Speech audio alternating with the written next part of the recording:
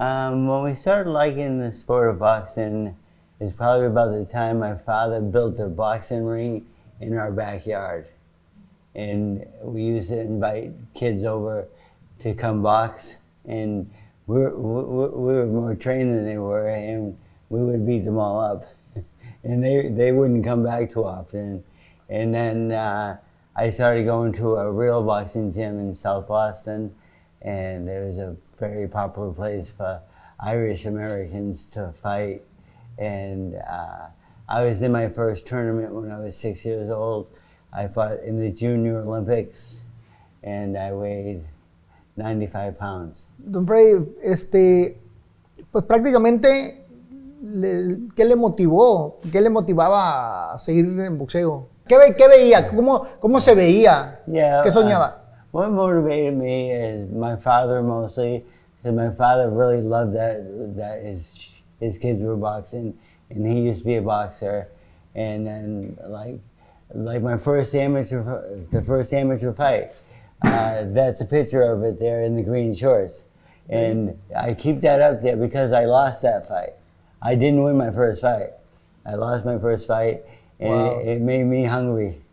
And I wanted more and more and more. Freddie, ¿qué soñabas? ¿Soñabas ser gran boxeador? ¿Soñabas, lógicamente, con ser campeón del mundo? I dreamt of being a world champion, yes. I was doing well in the amateurs, and then at 18 years old, I turned professional, and now it was for real. It was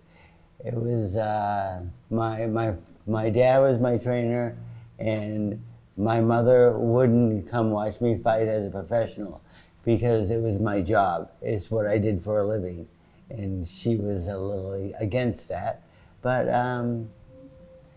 it was what I wanted, and what I love to do. ¿Qué se siente cuando una parte de tu familia no aprueba lo que tú quieres ser y prácticamente tienes que ir a las peleas solo? My first pro fight, my father was in the hospital. He was a little bit sick, and I went to the fight with my brother who drove me to Portland, Maine, and my cornerman, I don't know, but I went and won my first pro fight. ¿Eres el más chico, el más grande, el mediano? ¿Qué parte de la familia eres de los hermanos? I am the middle. There's two older boys, 2 older girls, 1 older girl, 1 younger girl, 7 kids. I'm the middle. Oye, don Freddie, ¿y no me lo golpeaban los hermanos mayores? ¿No entrenaban con usted? Yeah. My brother Pepper beat me up almost every day of my life. And until I wasn't satisfied, I would fight him every day until I could beat him. And then when my new trainer got involved, Mr. Eddie Fudge, it changed my life because now I can beat my older brother up. Oh, yeah. And I was so happy. Yeah. Sí, cómo no. Oye, Freddie, cuando ya empezaste a pelear profesional, empezó a ganar peleas y vino la primera derrota. ¿Qué se sintió? ¿Qué pasó por su mente? Feeling my first loss, when I lost my first fight, it was my 10th pro fight. I was 10-0, and then I lost a decision. At first I thought I got robbed. I thought I won the fight, and then I started realizing, no, I need to get better. I need to work harder. I need to really, really dedicate myself and give 100% to this sport because it's a hard sport. And from that point on, I won 17 straight. So now I was 27-1. And when I hit that mark, it made me happy because losing was the worst thing in the world for me. Sí, claro. Sin lugar a dudas, perder es lo peor. ¿Qué pasó cuando finalmente no se pudo concretar el sueño deportivo de boxeador y te tuviste que retirar?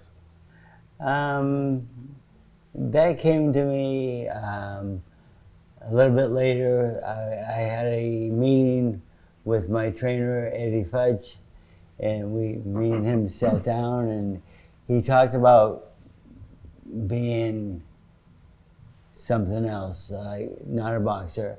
I had lost a couple more fights in between, and he had suggested that I retire from boxing and go into something else. We didn't talk about training yet, but that was always in my mind a little bit. Maybe I could be not a world champion, but maybe I could be a good trainer. And so when Eddie suggested that I retire, I thought in my mind during that meeting, I'm going to become his assistant. And I showed up every day. And every day I do like mitts and punches and training, helping him train his fighters. And it worked out very well. Y ahí empezó la carrera de Freddie Roach como entrenador, ahí con ese sueño. Ya me dice usted que le dio oportunidad de trabajar, pero ¿cuándo su entrenador, cuando Eddie Roach se dio cuenta de que ya tenía un asistente sin haberlo contratado? It was kind of odd because he never hired me, and I just showed up every day. He never paid me. I didn't want money. I wanted knowledge. I wanted to learn. Yeah. And he already taught me how to fight. And I did the best I could. But I wanted him to teach me to be a trainer. And I would ask questions a lot. And I just showed up every day at the gym. I worked for him for 6 years with just a handshake, and I helped him get his fighters ready for all their fights.